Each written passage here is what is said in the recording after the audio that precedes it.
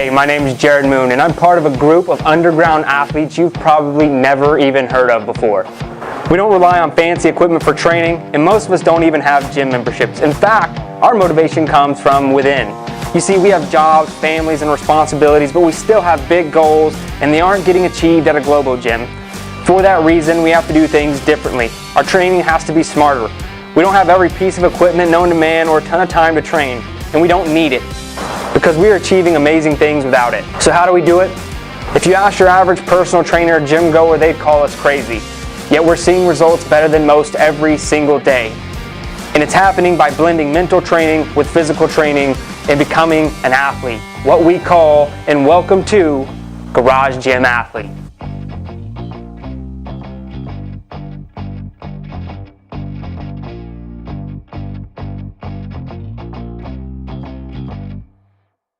All right, ladies and gentlemen, Jared Moon here. Welcome to the Garage Gym Athlete Podcast. I'm here with Joe Courtney. What's up, Joe? Hey, man, what's up? We have Asher Gifford, man. How you doing? Fantastic. Yeah, man, glad to have you here. Let's jump right into it. I'm going to let you take the intro, who you are, what you do for a living, and how you train. Sure. Asher Gifford. I work for an industrial electrical company. I'm a project manager. Been working there for about 7 years, so I stay desk bound quite a bit. At this time, my training is really for a lot of OCR type stuff. I do local mud runs and obstacle races, and then just to be fit, healthy, and active, and an example for my son, so he follows in the same direction. Growing up, I was never really an athlete, so I've only kind of been doing this the last handful of years or so. So awesome, man. Well, that's really good reason to get training, and also, I mean, that the desk-bound jobs they get us all. Even these people in the fitness industry, like me and Joe, we have to sit most of the time to accomplish what we need to accomplish. But that's right. Hopefully, the training gets us moves us around enough. So, what is your setup like in the garage? Currently, it's actually in my spare bedroom. My garage is a real low ceiling height, and as tall as I am, I can't get overhead with a bar. But I've got a foldable rack, which never gets folded. Nice. And then, so in the spare bedroom, is it attached to the wall? Yes. Okay. Just so to the studs in the spare bedroom. Yep. Okay. Awesome. Yep. And I still got to be careful. I'll thump the ceiling with my bumper plates every now and again. But I recently added a secondhand cheap rower. It gets the job done when I need to.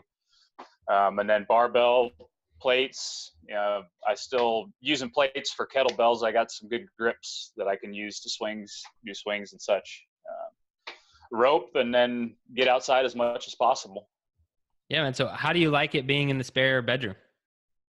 It works, especially, in wintertime. We're finally getting some sunshine and some drier weather here. But I'm anxious to get back out in the backyard. I'm going to build a new rig setup outside this spring. So, and what's the setup outside like? Actually kind of looking to emulate like that fringe sport outdoor setup. I want to get a higher bar so I can get some rings up off the ground. I want to try to learn how to do a muscle up. That's kind of my goal right now. Nice. So like that monster rig I had in my last house, something like that. Yeah, that was awesome. I miss it. I miss it from time to time. Yeah. All right, man. Well, so you said one of your goals right now is a muscle up. So what else are you looking to achieve? Why pursue training the way you train? Yeah. It's in addition to that, I'm really enjoying lifting weights. Before I just ran all the time. Back in 2015, I was about 50 pounds heavier than I am right now today. So ran a lot, but never really lifted any weights until I found End-of-3 and did the standalone Hard to Kill program and was hooked. Awesome. So since then, getting on the Garage Gym Athlete, and so I finally can clean my body weight. I want a goal is to squat double my body weight, which is I'm quite a ways off from that one right now, but that's a big one. Yeah. And then and as far as barbell stuff goes, I definitely want to learn how to snatch. So I found a really cool progression to work on the triple extension. So I do that on off days just to kind of mess around a little bit.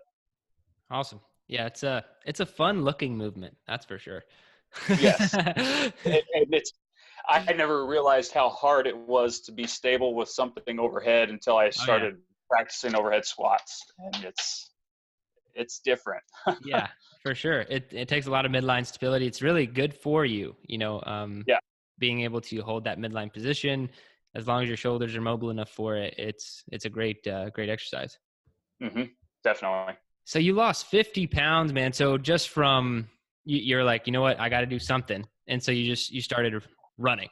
And so you just pretty much threw on some shoes and got after it. Were you following any sort of program for the running, or were you just like, you know what, I know running burns calories and I'm going to do that? Pretty much. Yeah.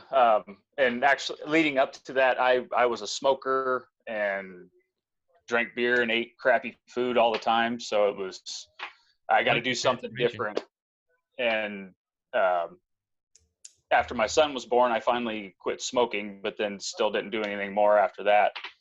And yeah, I just started running, and I did one of those Beachbody, like 10-minute trainer programs for a little while. And then some random stuff I found online for pull-up sequences. But yeah, I started out almost in like a fartlek run. I'm going to run to this light pole. And then I'd walk for a little while. And then before I knew it, I was able to throw down a few miles without stopping. So little did you know you were like actually doing something that's pretty popular in the endurance world, a fartlek run. Exactly. That's awesome, man. And so what was the catalyst for change here? Was it the birth of your son? That started it, yes. And then after a few years, wanted to get into doing something more. And I've always rode dirt bikes and motorcycles, so I wanted to do some off-road racing, and that really showed me how out of shape I was, needing the endurance to go ride a dirt bike in the woods for 2 hours. So that's kind of where I thought, well, running will help with that. And then I found a friend of mine invited me on a mud run, and it was just a gas. So after that, it's like, yeah, let's keep doing this. This is fun. That's great, man. So you found the motivation to pretty much go from a bad position to a much better position now. You sounds like you're in a pretty good spot mentally and physically. So I want to talk a little bit more about that process, because that's not easy. It's not easy, especially when you're like trying to start building those habits and everything. How did you stick with things, and were there challenges that came up? How was that for you? Oh yeah, definitely challenges. And then through that process, I went through a divorce. So there's, a constant struggle of, personal issues that always come up for people, and just continuing to focus on what you want to do and grind it out. Just keep going after it. And for me, it's like the mental toughness aspect of it. It's the days that I find an excuse not to work out is the day that I know I have to. It's like, all right, now let's just go do it now that you think you don't need to, and get some.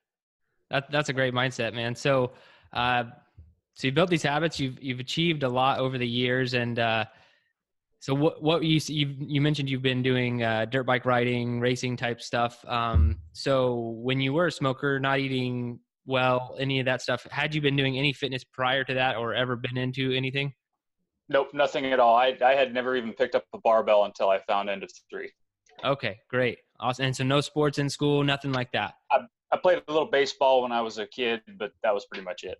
Okay, man, that's really awesome and very encouraging, because you've come a long way and really started with no background whatsoever. And your true fitness journey, you said, started in 2015? Yep. Nice. And you're 4 years in. So when is it that you work out, you decide to get stuff done? Are you doing it afternoons, mornings, evenings? When's best for you right now? It kind of depends. There's some days that I'll try to get it done in the morning, just if it's a typical day of the week. I know the afternoons get away from me.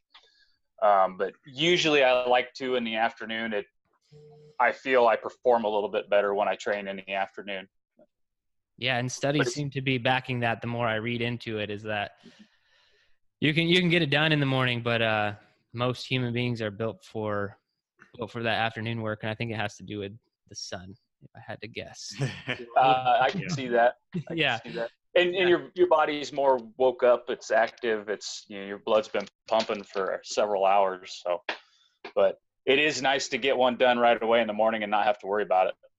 Well, I guess you don't have to worry about weather too much with the spare bedroom gym. But do you run into any weather challenges at all where you're at? Oh, definitely. We just melted our snow like a week ago, and we've had some really crazy flooding going on. That's been picked up in the news a little bit. But other than that, snow and cold's the biggest hindrance. I like it hot, so when it gets hot and humid around here, it doesn't bother me. Yeah, that's my preference. Yeah. Really hot. Melt your skin off hot is my preference. Pretty much. Yep. That's great. All right, man. So how do you like training in your spare bedroom? I love it. I did go to a gym for just a few months. It was kind of a boot camp style facility. It was a lot of fun with a lot of people, but after 3 months of paying a gym membership and I started doing some research, it's like, yeah, I could buy a whole gym for what I just paid for 3 months. Right. And it's nice. I go in there, it's just me. I put on some tunes, and it's nobody to bother me. I was out of town working a few weeks ago and got just a couple week pass to the gym down the road from the hotel and was going in there for a few days, and I did not like it at all. Like, give me back to my space, man. That's awesome. Yeah, I often feel the same way. To be honest, like when I travel to like hotel gyms, it's rare that I'll even ever work out in them. Like I'll like go outside and be like, let's see if I can find a tree or like, just a running path or something, do push-ups and just do a different type of workout. Cause it's also hard for me to work out in a climate controlled space, which I guess you're doing a little bit of. Do you ever like get like too hot in your house? Like, I feel like I would run into that. Oh, I do. I've got fans, and even in the winter time, occasionally I'll crack the window and cool it down in there. Yeah, it gets hot, definitely. Yeah. No sweat dripping off the ceiling though, or anything like that. No, nothing quite that bad. Okay. All right. Definitely on the horse stall mats though. Okay, man. Yeah. We're going to have to get a picture. I definitely want to see your gym. I think it'll be cool for everybody. Yeah, I'm not at home right now. Otherwise I'd show one off, but I'll definitely get one to you guys. Yeah, man, that would be great. All right, cool. So we'll get to, the main questions of the show I know everyone's most interested in here. So what is the hardest workout you've ever done? That was actually at that gym I was going to. They had this small group of people, and it was the rock solid training is what they called it. And there was only ever like 3 guys that showed up.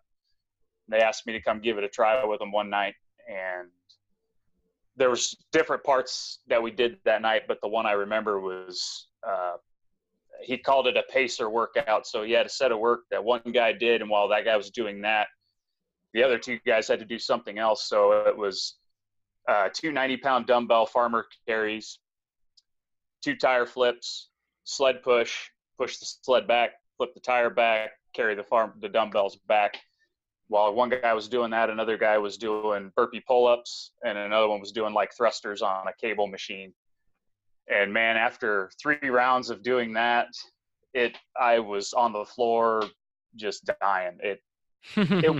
It was bad, but I'd like to go back and try that now where I'm at right now. I think I could handle it a little better. Yeah. Some of the more memorable, like hardest workouts I've ever done type workouts, over the years, I look back at them now and I'm like, yeah, I don't know if I would have trouble with it today. But then at that time, like where you were at is what made it so challenging and made it. Absolutely. And those partner workouts, they're difficult because especially if there's like, I've been in those workouts where like you have to hold the kettlebell front rack position while the other person has to do so much rowing. And like if you drop the kettlebells, there's a penalty for both of you. And so it's just like when you have some sort of like accountability piece like that with you, and that's why I think people should always try and invite someone over for Meet Yourself Saturday, it makes it really, really challenging. But that's cool, man. It's really cool. Yeah, for sure. All right, in your opinion, what's the best activity for building mental toughness? Well, like I kind of mentioned earlier, just sticking to it. I like to call them drags when there's something that's dragging on you, whether it's stress from work or your significant other had a bad day or something like that. Not letting them drag you out of the gym and just sticking to it and going in and getting the work done. And I've actually found some days when I'm in there, a day like that where I'm not feeling it, I'm bummed out, but I go in and do the work. I'll lay some of my best times down or best rep counts on a workout I've done before, even though I just don't feel like I'm in it. It's kind of surprising, but that's awesome. That's encouraging too. I think everyone should take a little bit from that. I know not necessarily in that regard, but I know I've had like really bad circumstances, either, things going on in life or even diet wise or, all this other stuff. And typically sometimes that next day I do perform really well.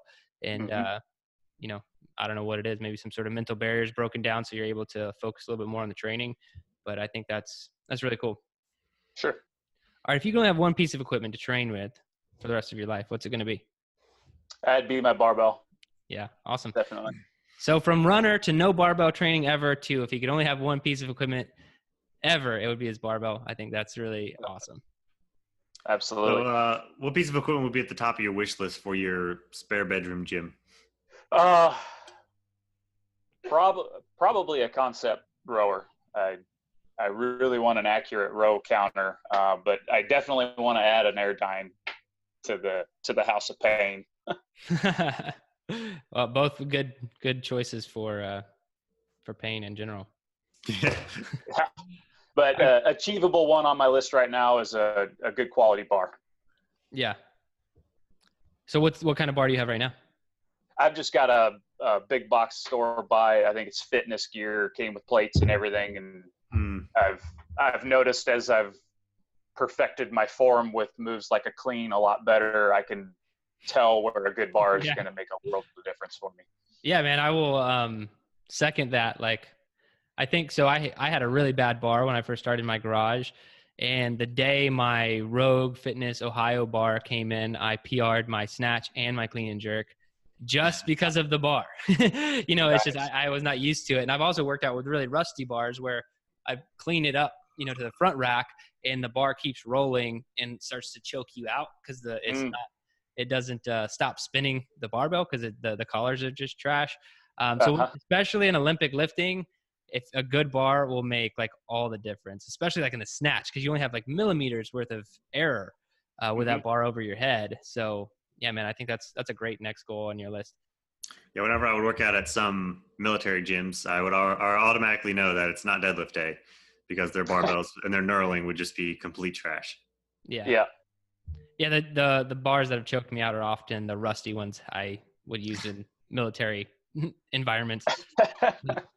All right, man. A lot of garage gym athletes out there listening to this. What would your best advice for them be?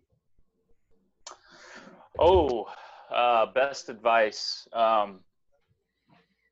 Have fun. I'd say I've gotten to the point where I can remember a time where thinking, God, a little over an hour workout, that I don't know how I can fit that in, but now I crave it and look forward to it. And it's my enjoyment to go do that. So, even though it's a hard workout, look at it as it's going to be fun. Get after it. That's awesome. All right, Asher, it's been a blast having you on the Garage Gym Athlete podcast. Appreciate your time and for sharing your story. Thanks for being here, man. Thanks for having me. Yeah, man. It's a pleasure.